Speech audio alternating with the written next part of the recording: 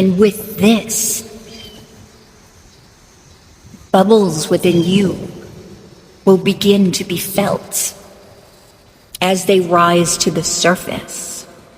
Allow them to pop and reveal themselves one by one. And this will cause a ripple within this wave that the moonlight will create for you. And it will flow with ease. It is a current that moves, if it's allowed to, at a very resigned pace.